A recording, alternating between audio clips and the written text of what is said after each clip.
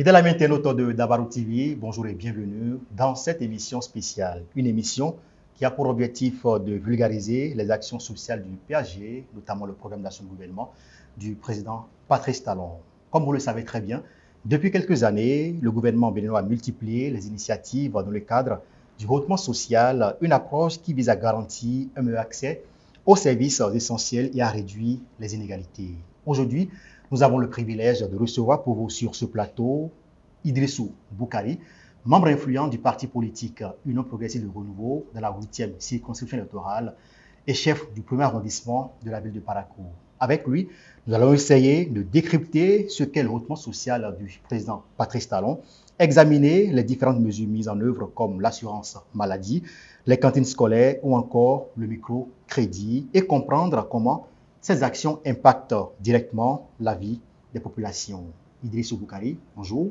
Bonjour. Merci de répondre à notre invitation. Oui, merci beaucoup. Alors, comme je le disais, vous êtes membre influent du parti politique Union Progressive de Renouveau dans la 8e circonscription électorale. Avec vous, on parlera justement du hautement social prôné par le gouvernement de son Excellence Patrice Talon. Comme vous le savez, avec moi, en 2021, à l'avènement du second mandat de Patrice Talon, il a mis ce mandat sous le hautement social. La question que je m'avais posée de savoir, que comprendre d'abord de ce hautement social-là, de votre position de membre influent du parti Baobab?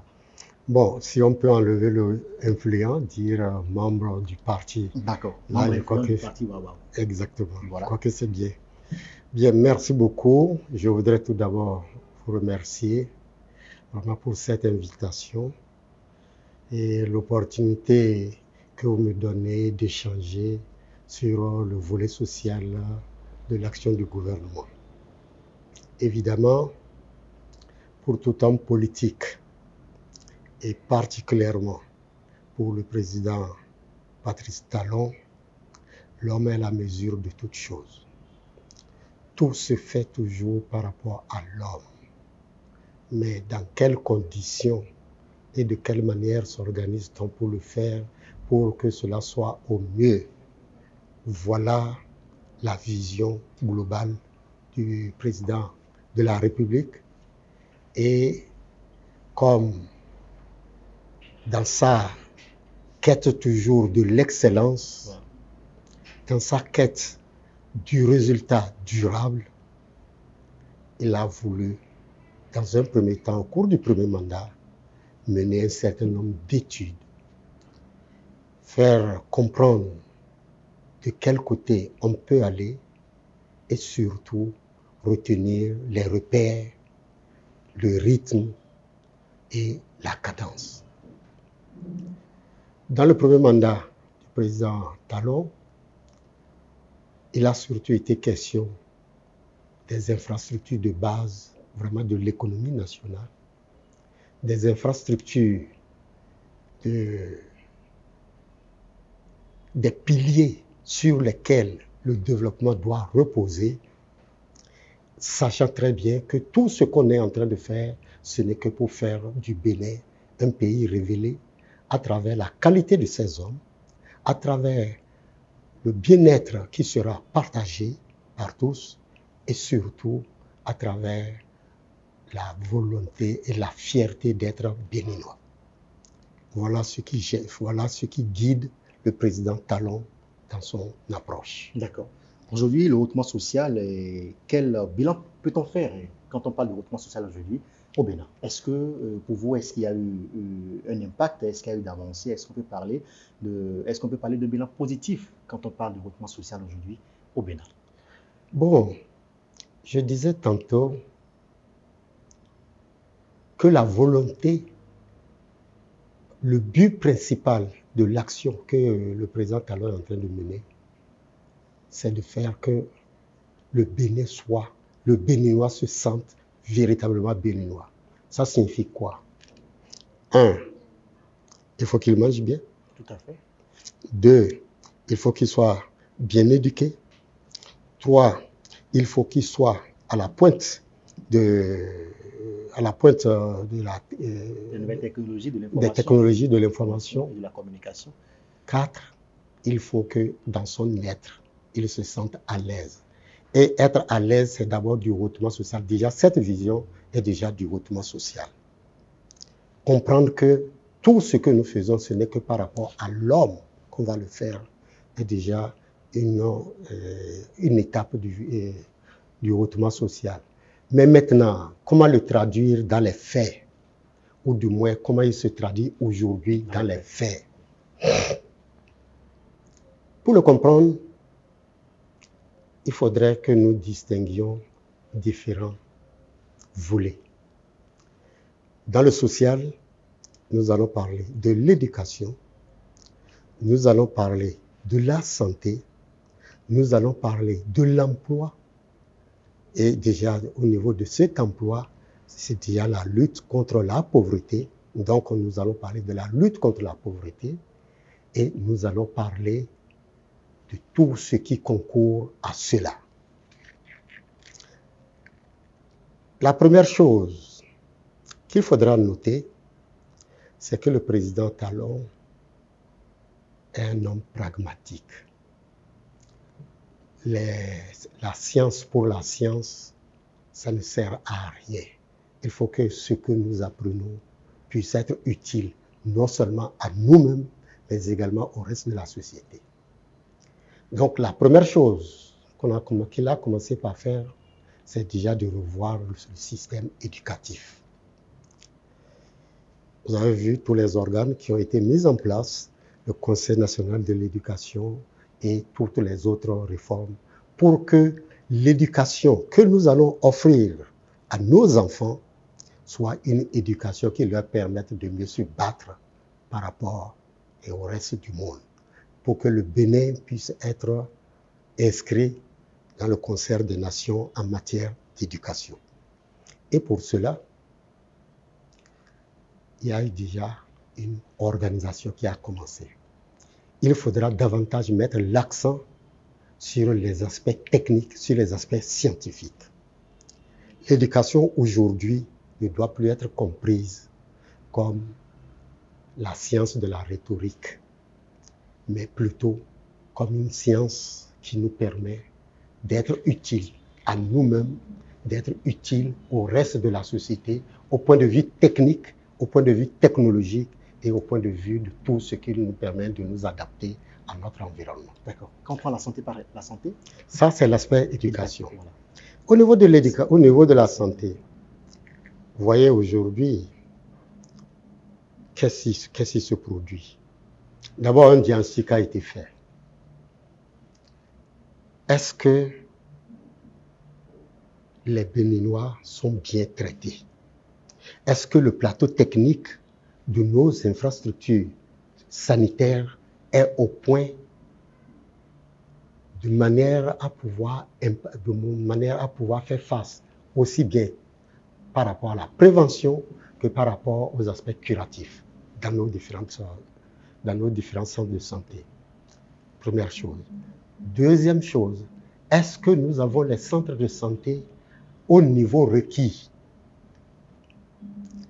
Troisièmement, la pyramide sanitaire telle qu'elle a fonctionné jusqu'à présent, nous permet-elle de régler les différents problèmes auxquels nous sommes confrontés avec les différentes évacuations qui se produisent à des milliards de francs? Est-ce qu'il faudrait qu'on continue de cette manière? Et vous voyez les réformes qui sont entreprises. Au point de vue de la pyramide sanitaire, vous avez compris maintenant que presque tous les hôpitaux de zone sont bien développés et le niveau technique est suffisamment relevé de manière à pouvoir être une première référence avant qu'on aille vers les hôpitaux départementaux, les centres hospitaliers départementaux. Et le CNHU, vous voyez comment il a été rénové.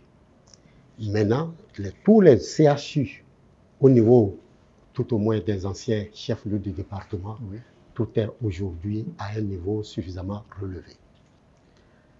Quand vous laissez de côté les aspects départementaux, il y a maintenant le CHIC qui est en train de se mettre en place à Calavi. Oui. Un hôpital de référence. Un hôpital de référence de manière internationale. Pour que ce que nous allons rechercher à des milliards de francs ailleurs, qu'on puisse le produire ici et que nous soyons aussi la référence pour l'ensemble des pays de la sous-région. Ça, de ce point de vue, je crois que c'est des avancées très capitales. Ce sont des acquis. C'est des acquis. C'est des acquis qui permettent de comprendre qu'au Bénin, on peut faire face à notre santé. Ou tout au moins, on se prépare pour qu'on puisse faire face aux problèmes de santé qui se poseront à nous. On ne trouve de solution que là où se trouvent les problèmes. Voilà. Ça, c'est au niveau de la santé. Au niveau de l'éducation, non, au niveau de...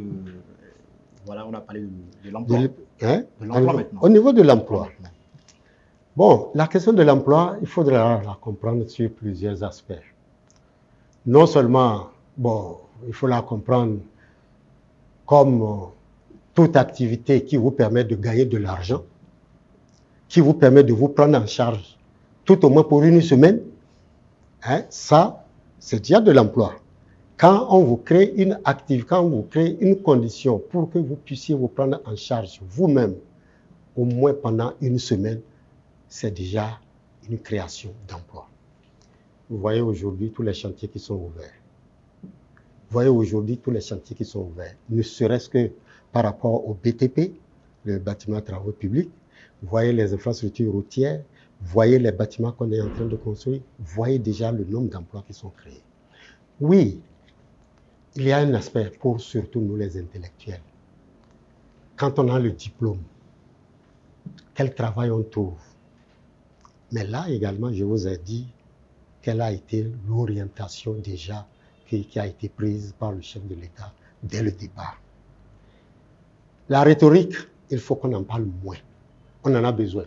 Parce que tout au moins, les avocats, dans les circonstances difficiles, il faudrait bien qu'ils puissent faire de la bonne rhétorique qui nous permette d'aller de l'avant. Également, il nous faut des philosophes qui nous permettent de comprendre l'environnement dans lequel nous nous trouvons et desquels on se fait peur. On a besoin de tout le monde. Mais avec ces emplois de juristes, de géographes, de sociologues, dans combien de bureaux ils peuvent être utilisés par rapport aux besoins qui sont aujourd'hui les nôtres. Et déjà, le président dit, ces aspects, c'est nécessaire, d'accord, mais allons davantage vers des choses plus pratiques. Des choses plus pratiques, plus techniques. Dans tout ça, là, il y a de la pratique, il y a de la technique, mais ici, là où on aura du concret qu'on est en mesure de montrer. C'est ce qui a permis à d'autres de se développer. Faisons-le. Donc, ceux qui ont fait jusque-là les études, les grandes facultés que nous avons connues, dont moi-même, j'ai fait la FLASH, la faculté des lettres et sciences humaines, de l'ancienne Université nationale du Bénin. Bon, mais de moins en moins, on en a besoin. Alors, ceux-là, en grande partie, ne trouvent plus beaucoup d'emplois. C'est vrai. Ils deviennent des groupes d'hommes qui sont, bon, qui peuvent penser qu'ils sont des délaissés. Parce qu'on ne les embauche plus. La fonction publique n'embauche plus beaucoup.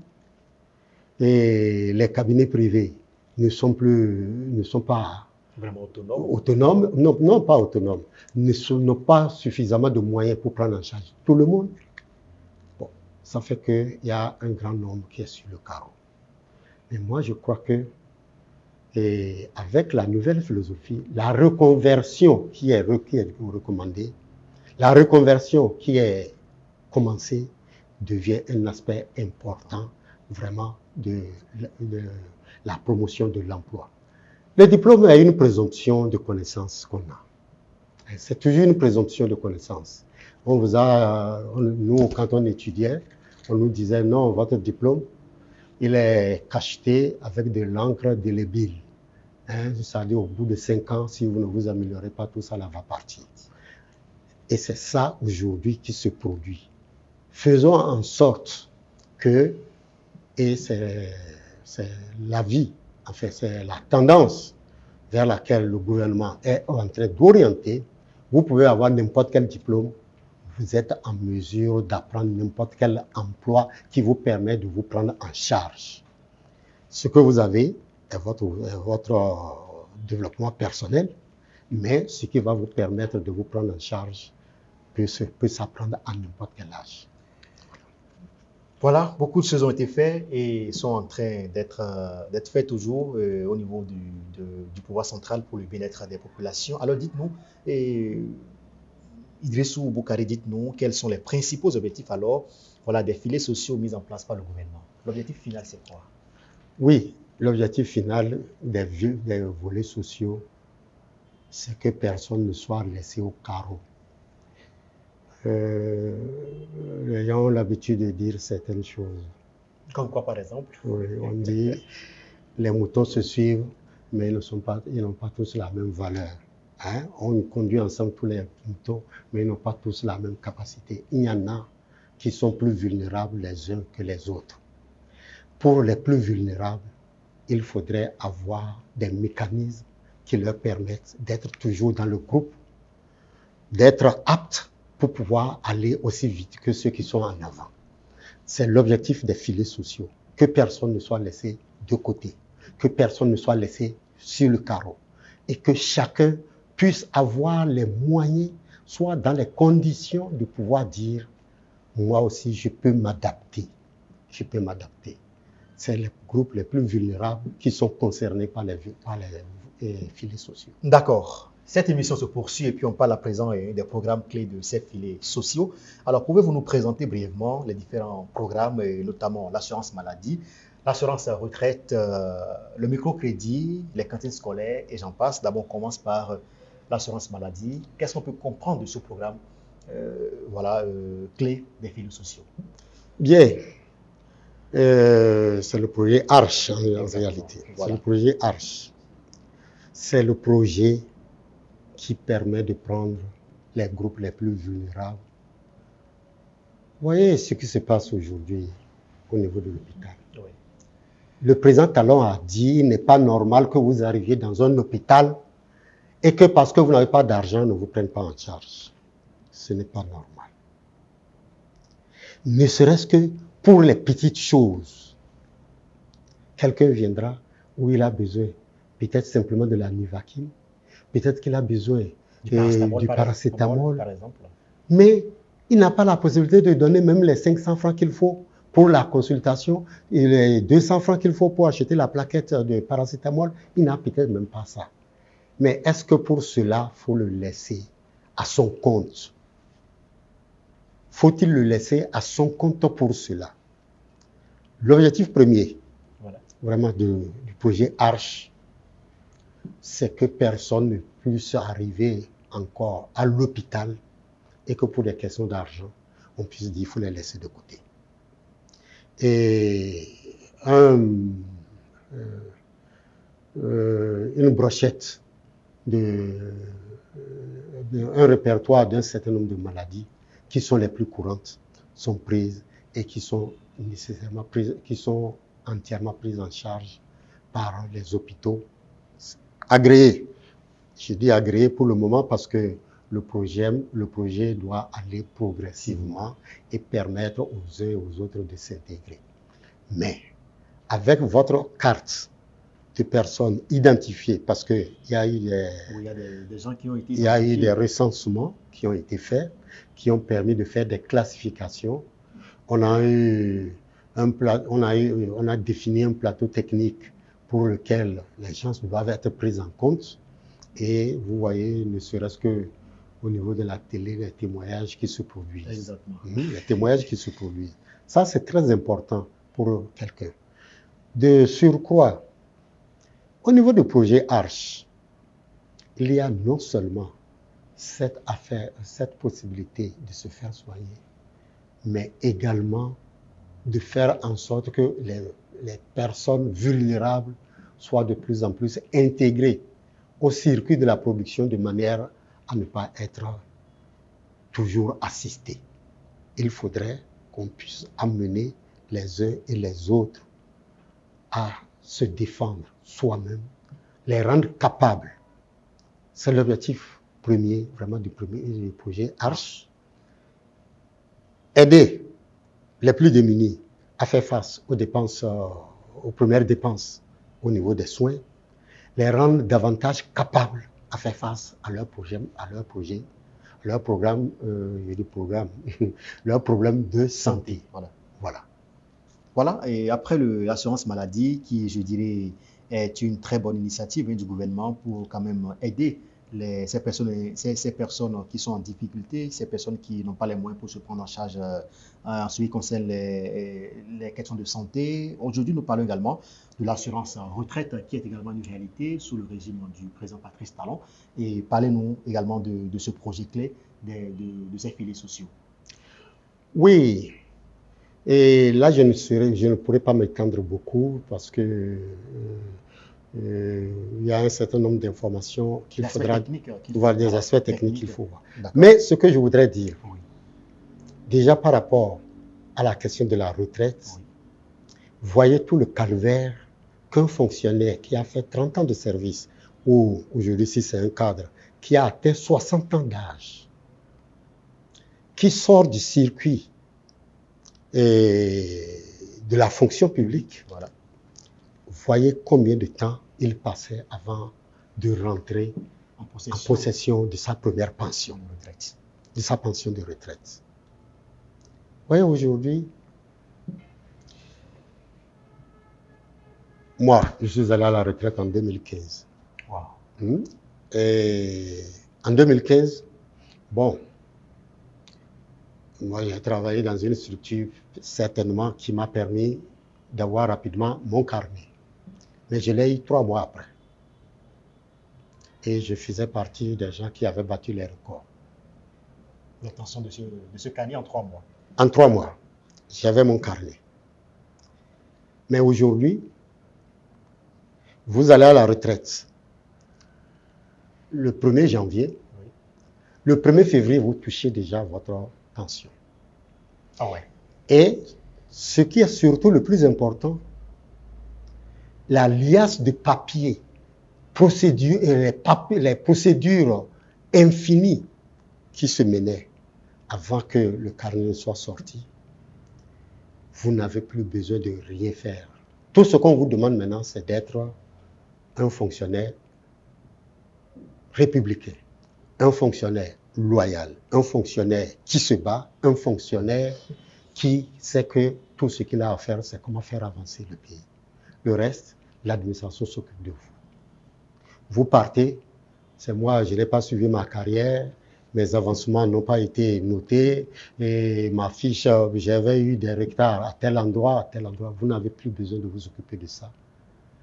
Tout se fait de manière systématique. Et on vous dit, à l'heure indiquée, vous ne devez plus être sur une table de l'administration publique en tant que fonctionnaire actif. Bon, maintenant, si vous êtes dans des conditions particulières, c'est un autre problème. Alors là, c'est dit quand même qu'il y a eu d'avancées également dans ce secteur où on pourra dire que les retraités aujourd'hui au Bénin ont poussé un ouf de soulagement parce que, comme vous l'avez dit, les paperasses ont été vraiment... sont disparus. Ont disparu et facilement vous entrez désormais en possession de votre première pension de retraite. Ça, c'est une action, c'est un effort louable quand même, hein, à mettre à l'actif du gouvernement de son Excellence Patrice Talon. Aujourd'hui également, ce sont les femmes qui se réjouissent à cause du microcrédit mis à leur disposition, comme par le passé, comme le disaient certaines d'entre elles, c'était difficile d'avoir ces crédits par le passé, mais aujourd'hui, grâce aux réformes mises en place au niveau de l'obtention de ces crédits, ces femmes jubilent de joie et s'enregistrent d'ailleurs. Dites-nous également qu'est-ce qu'on peut retenir concrètement au niveau de ces microcrédits-là. Oui, au niveau de ces microcrédits, il y a quelque chose de fondamental qui a changé. Voilà.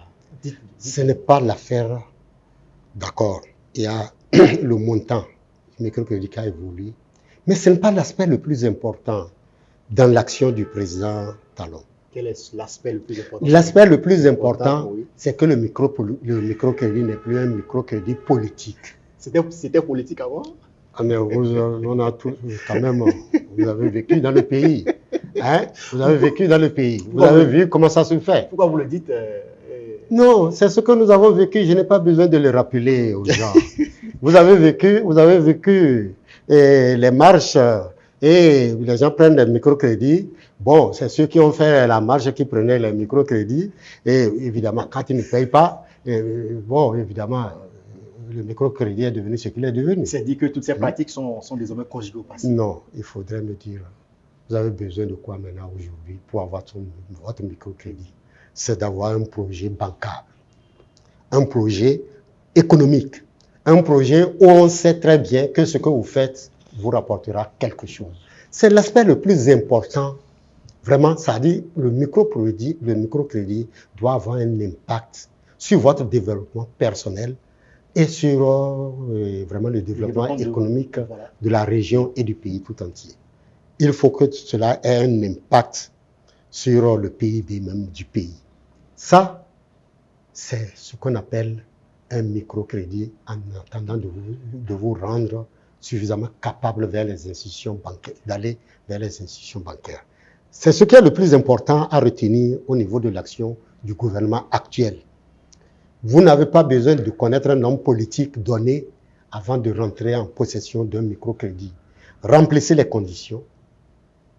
Et la première condition qu'il faut remplir, c'est de savoir ce que vous voulez vous-même et qu'on se rende compte que vous êtes engagé par rapport à cela. Ça, ce n'était pas ce qui se faisait. Ça, c'est très important. Voilà.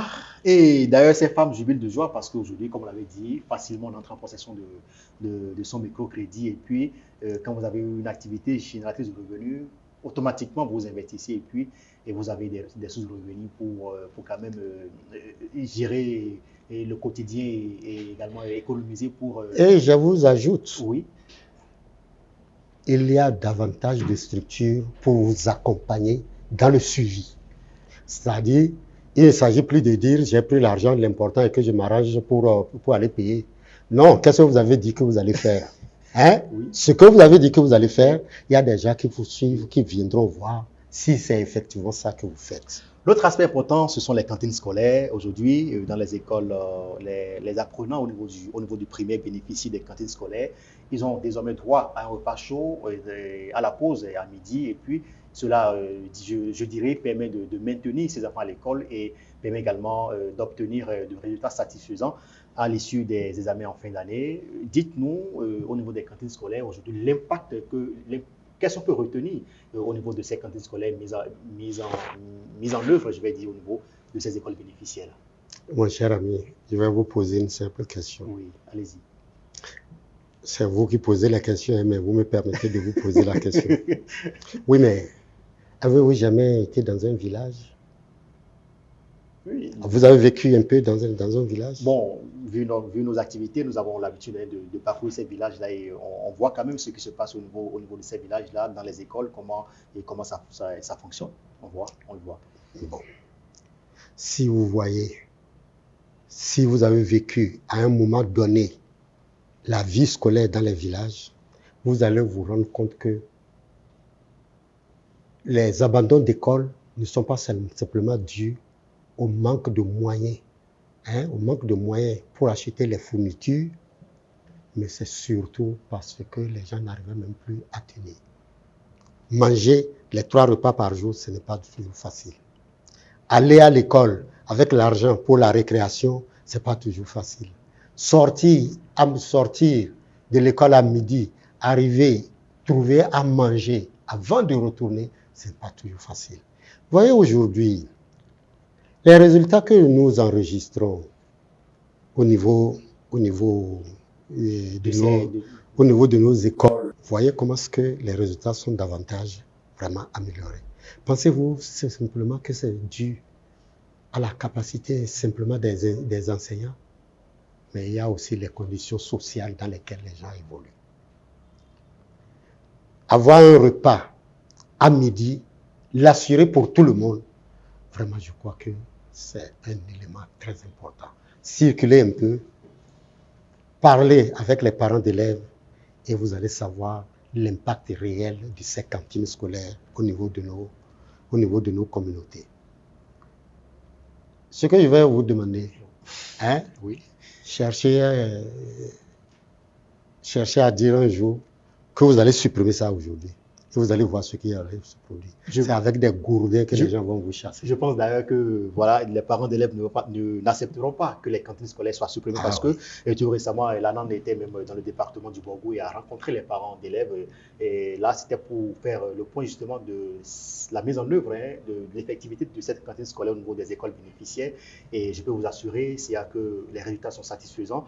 Et les parents ont d'ailleurs émis le vœu de voir la pérennisation de cette action, même après le départ de son excellence Patrice Talon. Et l'ANAN a rassuré, l'ANAN a promis quand même porter cette doléance au niveau du chef de l'État afin que non, il faudrait comprendre le mode d'action de celui qui s'appelle Patrice Talon. Oui. Lui ne fait pas des choses pour qu'après lui, quelqu'un vienne remettre en cause. Donc c'est dit que les cantines scolaires seront pérennes. Mais la preuve, oui. Mais c'est les parents aujourd'hui qui sont prêts à défendre. Exactement. Vous voyez, même dans les différents domaines, même ceux qui crient, allez-y voir de manière ponctuelle, de manière instantanée, ils peuvent crier. Mais généralement, allez poser avec eux, vous allez vous rendre compte que dans tous les domaines que nous allons prendre, toutes les actions qui ont été engagées, c'est pour qu'elles deviennent durables. Exactement. Pour qu'elles deviennent pérennes. Voilà. Alors, c'est dit quand même que c'est une bagatelle action que mène quand même le gouvernement au niveau du volet social. Alors, dites-nous quels bénéfices concrets ces filets sociaux apportent aux populations et notamment les plus démunis. Je vous conseillerais de faire quelques petites enquêtes à leur niveau. Eux, ils peuvent être plus expressifs. Mais moi, politiquement, politiquement, de mon point de vue, avec votre casquette de chef d'arrondissement ma casquette de chef d'arrondissement, de membre du parti, Union progressiste, le renouveau, je peux vous dire que l'impact est plus que positif. L'impact de ces filets est plus que positif. Voyez, on vous sauve de la vie au moment où vous êtes dans les difficultés les plus dures. On vous sauve avec 5 francs. Celui-là est plus important que quelqu'un d'autre qui vient vous donner 100 francs pendant que vraiment tout est fait pour vous. Aujourd'hui, les filets sociaux apportent juste ce qu'il faut pour que les gens soient en vie, pour que les gens se sentent citoyens, pour que les gens se sentent humains au sein de leur communauté, qu'ils ne sont pas oubliés. Ce n'est pas parce que les circonstances diverses ont fait qu'ils sont ce qu'ils sont qu'il faudra nécessairement que la société les oublie. Voyez l'impact, posez les questions et vous allez vous rendre compte que tous ceux que vous allez, au moins à 90%, je prends les 10% là pour les gens de la mauvaise foi, parce qu'il en faut aussi de la mauvaise foi pour évoluer. D'accord. Alors, est-ce que vous avez, à vous entendre, c'est que les impacts sont positifs? Est-ce que vous avez des exemples concrets, voilà, de ces succès liés à ces initiatives-là? Non. Prenez déjà cette affaire de cantine dont nous parlons. Oui. Vous voyez déjà le taux de scolarité, les taux de succès. Ça, c'est déjà des exemples concrets qui vous montrent que c'est un filet social qui a permis de booster un aspect et un secteur du développement de notre pays. Ça, c'est très important. Au niveau du microcrédit également? Au niveau du microcrédit, voilà. Vous voyez, bon, pour le microcrédit, c'est qu'il faudra le remettre toujours dans un environnement économique aussi bien national qu'international. Bon, ça fait que tant que tout ne roule pas normalement, tous les aspects ne fonctionnent pas tel qu'on le souhaite, il y a toujours de petits grincements de dents. Mais ce qui est important, c'est que chacun puisse se sentir concerné par ce qui se passe dans le pays, qu'il se sente concerné par le développement du pays et que quand on dit développement, lui aussi a sa part dans ça. Et ils sont nombreux. D'accord. Voilà. Idrissou Boukari, voilà, on parle de ces filets sociaux. Dites-nous aujourd'hui, quel bilan pouvez-vous faire de la mise en œuvre de ces filets sociaux au niveau des populations à la base? Tout n'est pas encore parfait. D'abord, c'est des habitudes qu'il faut changer à tous les niveaux. Ces habitudes, c'est elles qui ont souvent la peau dure. C'est elles qui ont souvent la peau dure. Ça avance. Ça avance. Et le souhait, c'est que cela dure. Et pour que cela dure, c'est qu'il faudrait qu'on s'organise pour que le système perdure. Si le système ne perdure pas, si on va l'ébranler sur la base vraiment des groupes vocaux, sur la base des groupes, déclaration des groupes vocaux, on risque de laisser l'essentiel de côté. On risque de laisser l'essentiel de côté. Ce qui a été entrepris aujourd'hui est entrepris pour que cela soit durable et que le développement auquel on va assister soit indépendant de qui est à la tête. Voilà. Mais c'est qu'il faut qu'il trouve un système qui ne peut plus changer.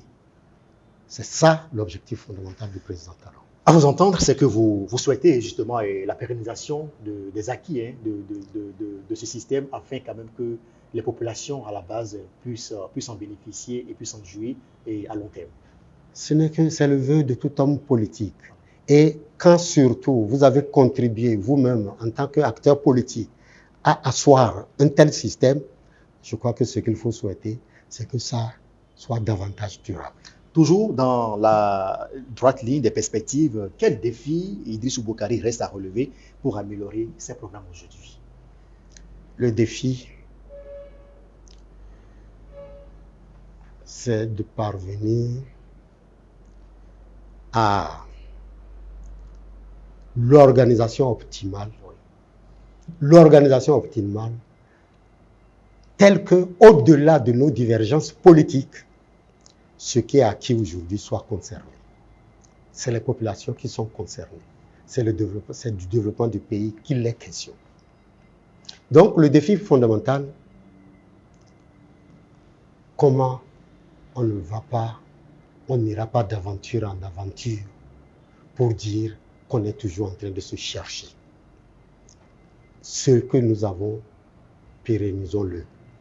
Faisons en sorte qu'il soit durable de manière à ce qu'il devienne impersonnel. Ce n'est pas la tête de quelqu'un qui le fait. C'est les populations elles-mêmes qui vont trouver dans les systèmes qui ont été mis en place leur propre bonheur. Et que tous ceux qui veulent dire qu'ils ont une autre manière de voir les choses, se battent, mais de la manière la plus loyale possible. Se battent, c'est normal que chacun se lève pour dire si je serai nécessairement le meilleur. Je serai nécessairement le meilleur. Mais attention, vous, on ne vous a pas encore vu. En tout cas, vous, on ne vous a pas encore vu. On attend de voir quand même. Voyons, allons avec ce qui est là. Améliorons-le au besoin. Mais ne faisons pas 2 pas en avant, 3 pas en arrière. Non. Ne faisons pas 2 pas en avant, 3 pas en arrière. Et puis, nous sommes en train de tendre vers la fin de cette émission qui a pour objectif, je rappelle, de vulgariser les actions sociales du PAG, de son Excellence Patrice Talon. Idrissou Boukari, votre mot de la fin en quelques minutes. Bien, merci beaucoup. Je crois que moi, je vais toujours paraphraser le président Patrice Talon. L'objectif fondamental, c'est le Béninois. L'objectif fondamental, c'est le Bénin. Qu'est-ce que nous allons faire pour que tous les pas que nous allons franchir en matière de développement de notre pays soient des pas irréversibles? Quand nous avons fait un pas en avant, je le disais tantôt, faudrait pas qu'on pense qu'on doit revenir en arrière. Il faut chercher à aller de l'avant. Il faut chercher à aller de l'avant. Améliorer ce qui est là. Ce qui est là a nécessairement ses propres insuffisances. Mais ce n'est pas des insuffisances qui doivent le ramener au hangar, mais plutôt sur la route pour que davantage on aille plus loin. Voilà, c'est sur ce message d'espoir, je vais dire que nous refermons cette émission. Nous espérons, mesdames et messieurs, que les échanges aujourd'hui ont permis de mieux comprendre les enjeux et l'importance des filets sociaux dans la stratégie gouvernementale pour améliorer les conditions de vie des populations. Notre invité a su mettre en lumière les actions concrètes, les avantages pour les citoyens et les défis qui restent à relever. Retenons simplement que ces dispositifs, bien qu'imparfaits, constituent une avancée significative vers un développement inclusif et durable. C'est la fin de cette émission. Merci à vous, Idrissou Boukari, d'être passé sur ce plateau. C'est à moi. Alors, chers internautes, merci de nous avoir suivis. Merci également aux équipes qui ont contribué à la réalisation de cette émission. Merci, portez-vous bien et à très bientôt.